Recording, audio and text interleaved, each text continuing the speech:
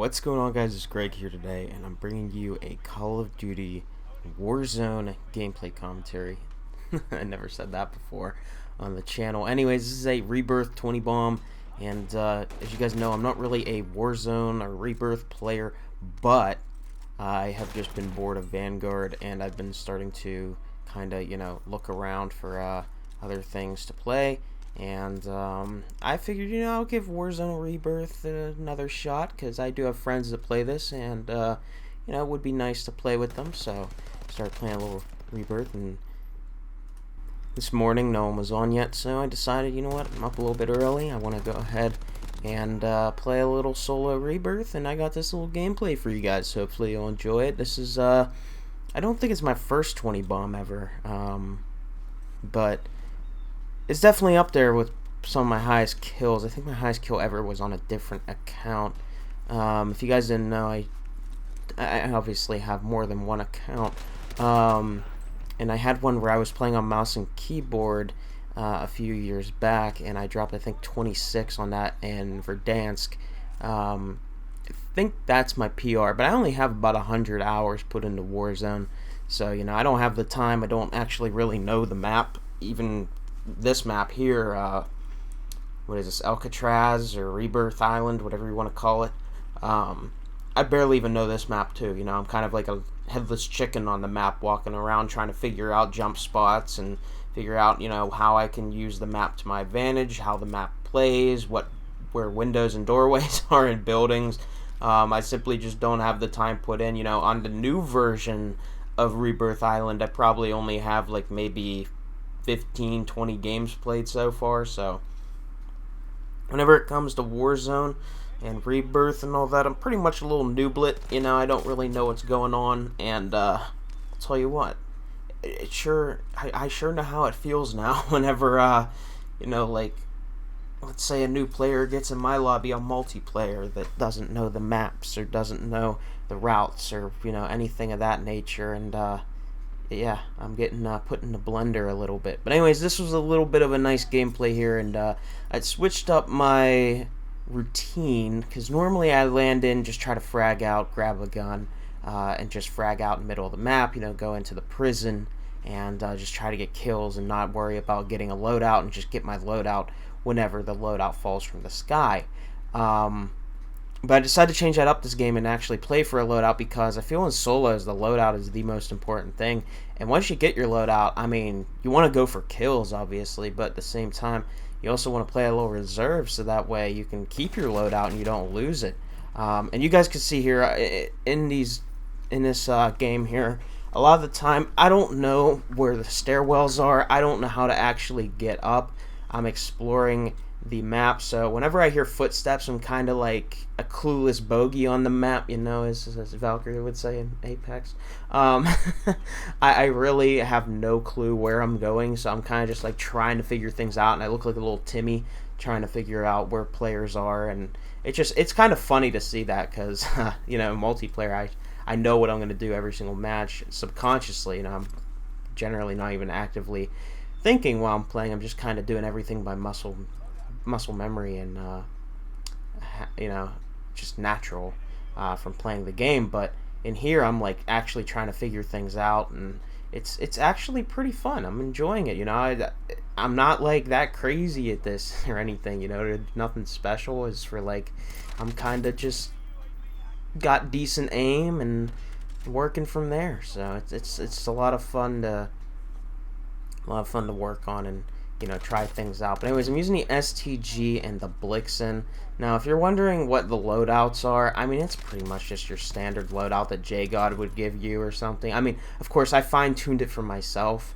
If you guys really want to know what they are, I'll just put them up on the screen here real quick so you guys can see them right after I get this little kill on this guy here. So, yeah, I'll go ahead and put the two images on the screen so you guys can see that, and that will be the class setup. I just don't really know how the attachments work, never really got a feel for them myself yet in Rebirth or Warzone, so I'm just kind of like figuring things out, experimenting, fine-tuning it for my playstyle. Obviously, everyone has a different play style. Everyone has different way of using a controller or mouse and keyboard, so everyone's going to want to use different attachments tailored to how they play the game. And for me, I kind of play more reserved. I don't really like to full-on rush people. And by the way, as you guys can see, I am not good at cat and mouse. This guy could have easily killed me. I just kind of suck at cat and mouse gameplay where I'm just chasing people down. I'm not used to that. In multiplayer, maps are pretty much 3 tight lanes. You know where everyone's going to be.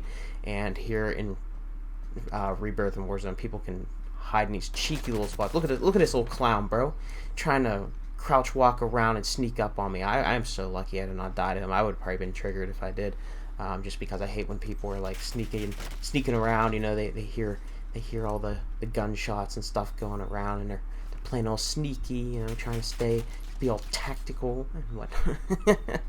But I do tend to play a little bit more reserved, just because whenever I'm new to something, I don't like to just go full out rush happy, just kind of, because I feel I'm never going to learn from my mistakes. If I do, I just kind of run around, and if I'm just running mindlessly, I'm not really learning anything. So for me, taking a little bit slower and trying to really figure things out. And by the way, this guy was being racist, so I'm going to have to shoot his body. He had that. So I end up taking him out, and he's calling me some slurs. I've obviously cut that out. And then he's going to come back, and he's going to do it again. I'll shoot his body again for that. We don't tolerate that over here.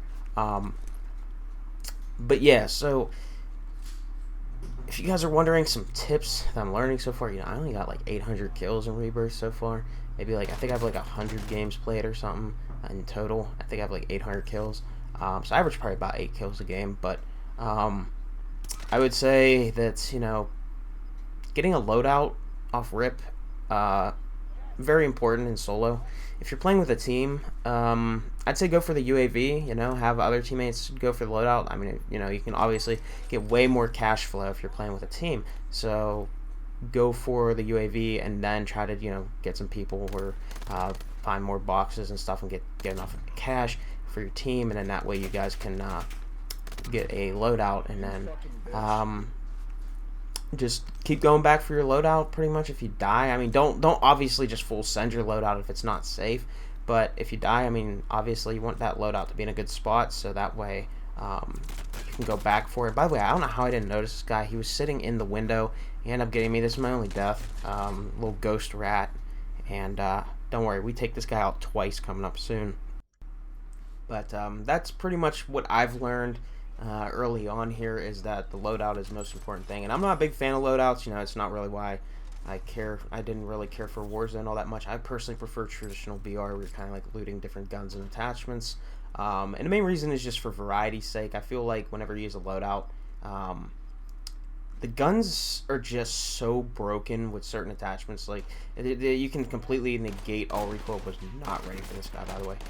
You can just like negate almost all the recoil on your gun. Some of these setups just have such a ridiculous time to kill, and I feel that loadouts is just super hard to balance. And on top of that, I feel like it's cheesy at times in a way, just because of how busted some of these guns are. But it does give it that Call of Duty flair, and you know what? I mean, I guess it works. So just something I guess I just have to get used to when it comes to Battle Royale. But at this point, we got 18 kills. I just wanted to see if this guy was going to come back. I thought that was the guy that I killed there, but I don't think it actually was. I think that guy actually had his final death right there whenever I killed him. Also, I had to put on auto tac sprint for this because my thumb was actually like crying. It was hurting so bad from spamming slide cancels, trying to keep my movement faster across the map. So I personally don't use auto tac sprint in multiplayer. I don't like it. I feel that it is actually a hindrance over anything in multiplayer, because for my playstyle. So in Warzone though, I find that I need it just because it's not worth breaking a controller for how much I actually have to slide cancel in here to keep speed. And yeah, I'd much rather have auto tac sprint on for Warzone and Rebirth compared to multiplayer. Again, in multiplayer, I don't constantly slide cancel or tac sprint around, You know, I'm playing angles more, holding down the map and stuff. But in here, I feel like there's way more moving around, trying to rotate and stuff. So, you know, whenever you're on rotation, you want to get to a new spot as fast as you possibly can. And that's the main reason I put on auto attack sprint for this. So I was playing without it for about an hour and a half last night, and yeah, my thumb was crying. I'll tell you, that's for sure. So definitely put that on if you haven't already. And at this point, you know, we're just kind of trying to find some picks. I really wanted to kill the last 4 people in the lobby so I could get, you know, as many kills as I could. But at the same time, I also want to secure the dub because I already had 20 kills, you know, like, might as well go for the dub. I mean, I already secured the 20 bomb. It's not like a 30 is possible in this lobby. So why not just go ahead and try to secure the dub? So at this point, you know, I'm just looking for picks and listening for sounds, seeing what's going on over here. And yeah, we end up picking up 2 more kills.